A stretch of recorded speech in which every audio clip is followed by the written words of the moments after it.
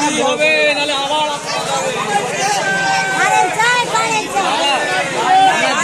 সমস্যায় ভুগছি। এটা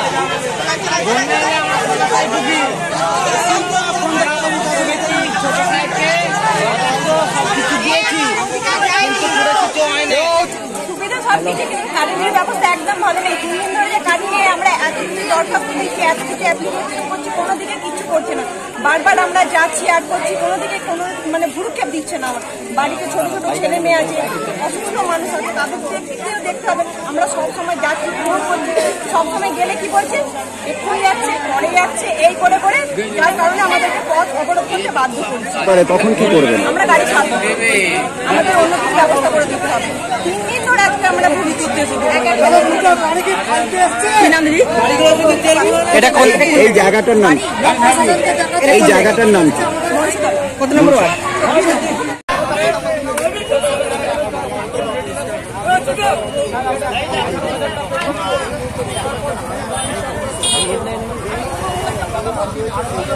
আরামবাগ হাসপাতালে এই মুহূর্তে আপনারা দেখতে পাচ্ছেন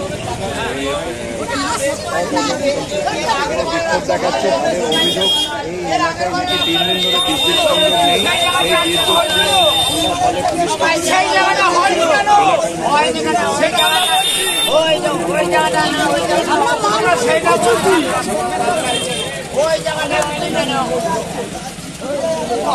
ফলে পুলিশ জল এসেছিল, সেই জায়গাটায় চার্জিং করে আমাদের বাড়িতে লাইট দিয়েছিল। সেই জায়গাটায় এখনো পর্যন্ত আজকে রাস্তা পেরিয়ে কোনো আজকে আমরা 3টে দিন অন্ধকারে অশান্তি ভোগ করছি। সব ভোগ থেকে অন্ধকারে নানা রকম।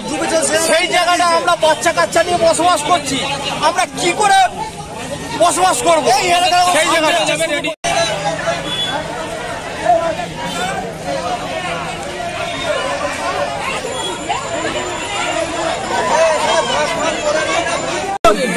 কেউ দায়িত্ব নিতে পারে না।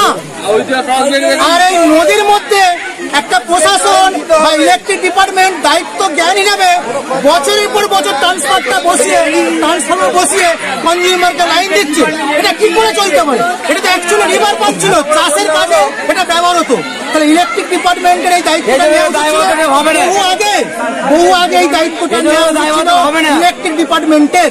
আমরা কেন প্রশাসনকে বা কেন বিরোধীদেরকে বলবো? এটা সংশ্লিষ্ট ডিপার্টমেন্ট, তার দায়িত্ব ছিল প্রশাসনের সহযোগিতা নিয়ে এই নদীর মধ্যে ট্রান্সফরমারটা না বসিয়ে কোন একটা উঁচু জায়গায় বসাতে, যাতে পাবলিকের হ্যারাস না হয়। আজকে বিভিন্ন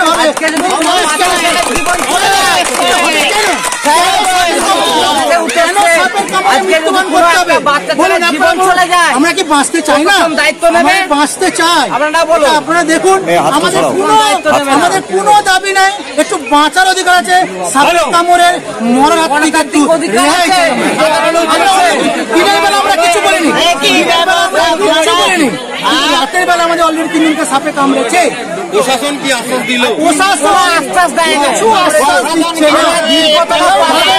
এখানটা সবচেয়ে খেটে খাওয়া মানুষের বাস বলে হয়তো প্রশাসন এবং বিরোধীরা এত তাচ্ছিল্য। এখানে খেটে খাওয়া মানুষের বাস, তার জন্য এত প্রশাসনের মনে হয়েছে যে এইখানটা গুরুত্ব না দিলেও চলবে। প্রশাসন বা বিরোধী দল যারা আছে তাদের মনে হয়েছে যে এখানটা সব খেটে খাওয়া মানুষ, SC ST মানুষের ভাগ বেশি এখানটা। সেই জন্য হয়তো মনে হয়েছে যে এদেরকে না দেখলেও চলবে, এরা সমাজের একটা পরিত্যক্ত অংশ, এটা মনে হয়েছে আমাদের কাছে। আমি একটা সরকারি, আমি স্কুলের শিক্ষক একজন, আজকে বলতে বাধ্য হচ্ছি আমি কোন রকম কোনো বিরোধিতা করতে চাই না, সবার সঙ্গে সহযোগিতা করতে চাইছি। এখানে আদিবাসী সম্প্রদায়ের বাস, এখানে SC সম্প্রদায়ের বাস, এখানে আরো ST সম্প্রদায়, মহাবায়ন সম্প্রদায়ের বাস, সব খেটে খাওয়া মানুষের বাস। তাই মনে হচ্ছে এত তাচ্ছিল্য সরকার এবং তুললেন।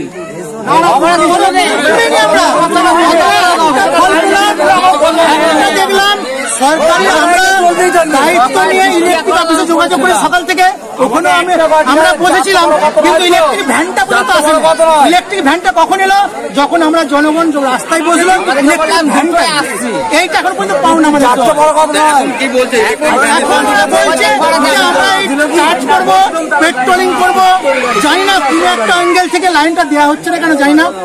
এর আগেও হয়েছে, আমরা ইলেকট্রিক ডিপার্টমেন্ট স্বতঃপ্রণোদিত ভাবে আগে লাইনটা ডিসকানেক্ট করতো, মায়াপুর পুরো সমস্যা হতো না, পুরো সমস্যা হতো না, যে মানুষকে বাঁচানো যেত, অন্তত রাতের অন্ধকার সাপখোপের হাত থেকে বাঁচানো যেত।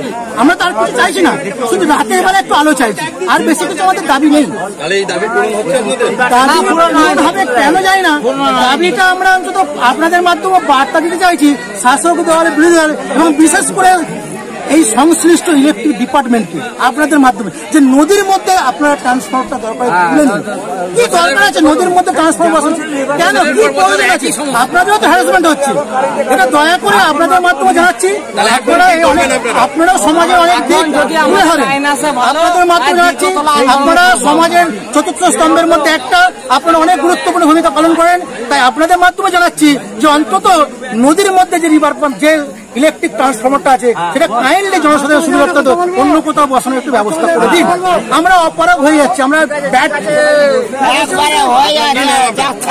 উত্তম মান না। সব ছেড়ে ছুড়ে আমরা তো পালাবই, ফুল স্পিডে দৌড়ে যাবই, আমরা খেলবো, শিখবো, পড়বো, নাচবো, নতুন বন্ধু পাতাবই।